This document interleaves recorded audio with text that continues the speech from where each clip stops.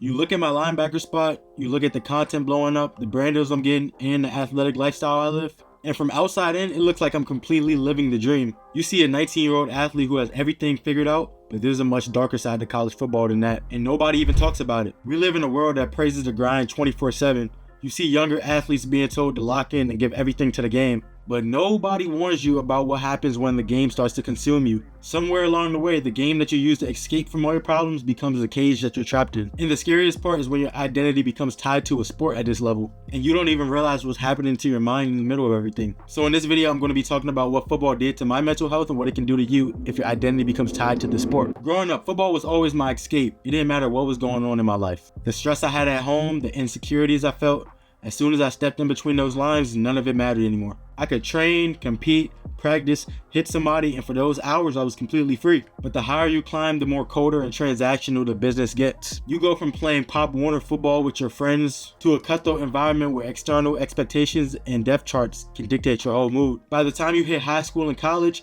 the coach's jobs become on the line. And if you don't perform, the head coach can get fired. And that massive external pressure can turn right into big internal pressure. You start to chase accolades, clout, and validation, which fills the void temporarily because the feeling is great when you have a bunch of validation and accolades, but there's two sides to the same coin. And every single player watching might know the feeling of having a bad day at practice or in game. And during my freshman year, the pressure didn't just wear me out, it completely broke me. I spent my entire freshman season riding the bench. And when you're putting the same blood, sweat, and tears as the starters, but then game day comes and you're just a jersey on the bench, it can ruin your mental a lot worse than just getting injured. You can start to feel entirely invisible, and not only that, you can start to question your worth. And for me, it wasn't just football. Behind the doors, I was fighting more mental battles as well. I grew up in a two-parent household, and many people might think that I didn't go through things, but mentally I was at war with myself. The ultimate breaking point for me was in 2021 when my father passed away from COVID-19, and it hurt worse because he was one of my coaches as well. And to tie that to my freshman year, I felt lonely and isolated, like I didn't have no one to talk to. I even felt like I didn't have anybody to do this for. And when you reach that level of emptiness,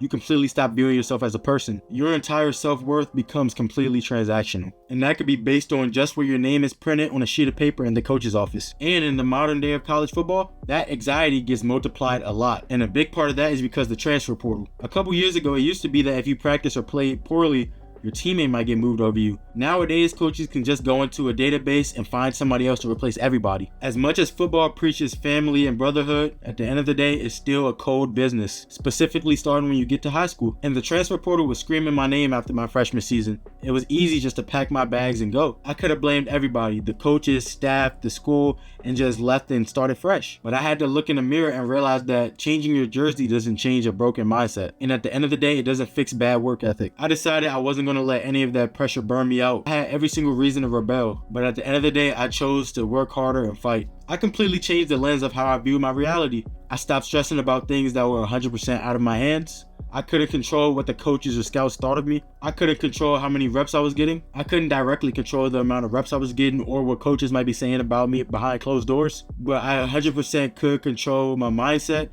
my work ethic, and how much I wanted. And just having a mindset like that can change how the scouts and coaches talk about you behind closed doors. At the end of the day, confidence isn't just a mindset. It's a skill that you have to craft day by day. You lose it, gain it, lose it back, then you have to build it back even stronger and stronger. But the biggest thing I learned is that you have to build an identity outside of the sport. We can't fall into this toxic athlete trap that the grind has to be miserable. We think we can't have hobbies, smile, or hang out with friends if we want to be great. Now, to a point, that is true, and when you're at the top, it does get lonely. But at the end of the day, if you feel like you can't smile or do anything else or build an identity outside of football, that's just a lie you're telling yourself or a lie somebody else is telling you. And me making content ended up being my creative outlet. I don't just see myself as a football player. I see myself as a student athlete content creator. People said I was wasting time making content instead of getting better. But in reality, taking a couple minutes off my day to create something completely separate from football helped refresh my mind. It allowed me to completely disassociate from the pressure, so when I put back on my pads, I feel really nice and refreshed.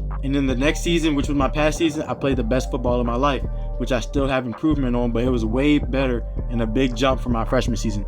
And I love this sport. I will always be grateful for the resilience, the doors it unlocked, and the discipline it installed in me. But for Men's Mental Health Awareness Month, I want to leave one message for all my athletes, content creators, or just anybody out there who's struggling. Control your output, stack small wins, and build a life outside of your grind. Don't spend so much time chasing success in your work that you forget to protect the person holding the helmet. But if you like this video, make sure you like and subscribe. If you want to see more videos like this, comment. Peace.